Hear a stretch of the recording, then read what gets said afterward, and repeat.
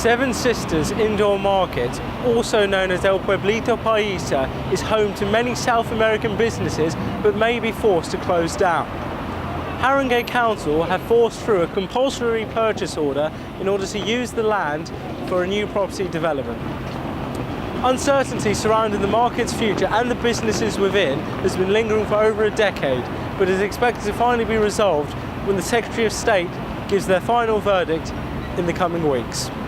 The United Nations intervened last year, saying the threat to the market traders jeopardises their human rights. I've grown up here. I remember running around here when I was very, very young and making loads of friends. So I've seen the market develop and I've seen it expand and I've seen it become a family.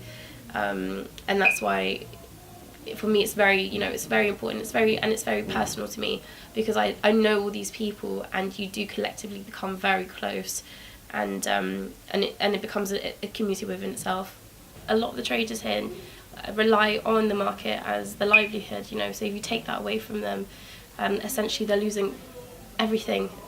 So they do depend on it, and not only is it the market itself, but the regeneration goes along the kind of you go West Green Road here and Seven Sisters Road down here.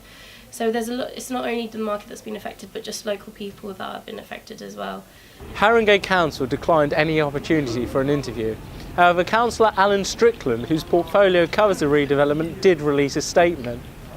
In it, he spoke how he hopes for a thriving local market and that no building work will take place until current market traders have been moved.